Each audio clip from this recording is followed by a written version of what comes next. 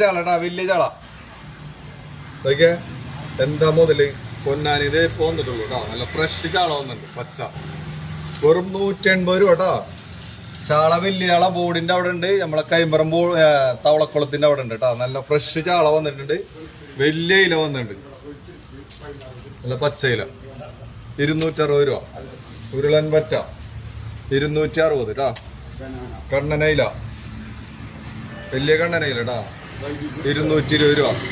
Fresh മീന് 220 രൂപ കേട്ടോ. കണ്ണനയില ഞണ്ട് 200 രൂപ.